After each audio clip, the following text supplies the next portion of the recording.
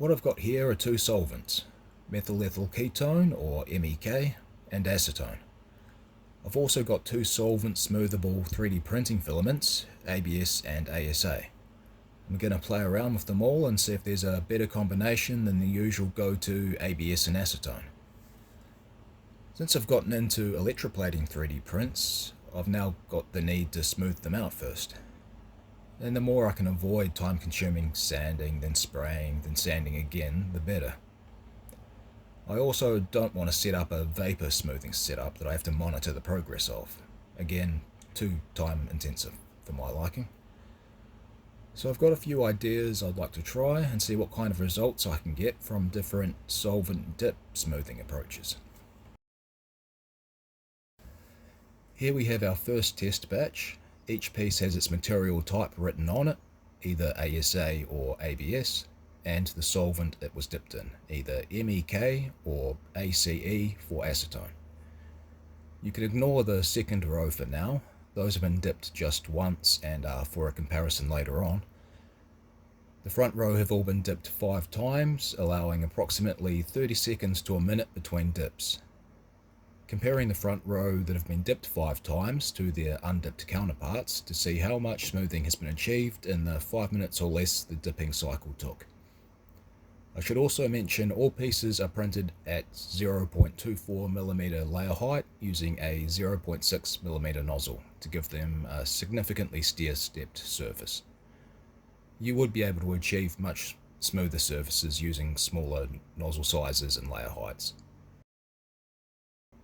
This batch has been dipped 10 times, again with less than a minute in between dips. Here we rarely start to see that white residue from repeated or extended exposure to solvent, especially on the acetone dipped parts. I did find a super simple solution to that at the end of my tests, and I've added a clip to the end of this video showing that. These all seem pretty good at this stage. Personally, I would give a slight edge to the ASA dipped in MEK.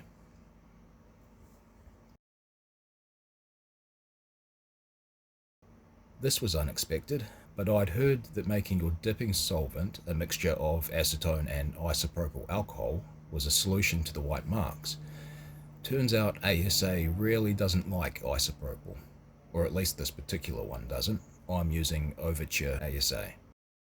The next thing I wanted to try was dipping into a solvent that already had some material dissolved into it. Theory being that since the solvent flows into the recesses between the layer lines, if it already had some material dissolved into it, then it should fill those recesses in faster, speeding up the smoothing process. This is where that second row of pieces I said to ignore in the first test, that have only been dipped once, come in. Paying attention to the layer lines underneath the letters ASA, you can see more of them are filled in on the left-hand version compared to the right-hand version. Left hand being the one that was dipped in the acetone with material dissolved into it. Next up is to compare having dipped 5 times in a solvent with material dissolved into it, compared to dipping into plain solvent 10 times. Again, I have to give the edge to the ASA dipped in MEK. That looks to have smoothed out the most to me. Hopefully you can see this.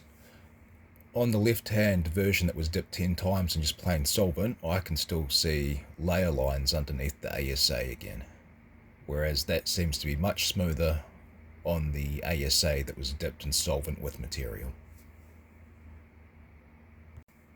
And again here on the back, on the left-hand side that was just the plain 10 dips of solvent, I can still make out layer lines, whereas on the right-hand side that was dipped 5 times in the solvent with material, the lines are much less noticeable. And now just comparing to the baseline that we started with. A reminder that these were printed at 0.24mm layer height using a 0.6mm nozzle.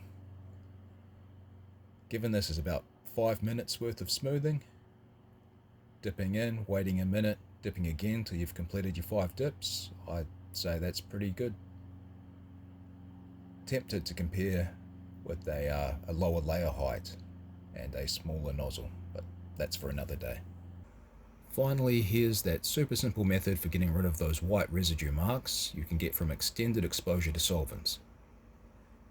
Once these parts have been sitting for a few hours to fully dry out, you just quickly dip them again. That's it. Quickly is the key.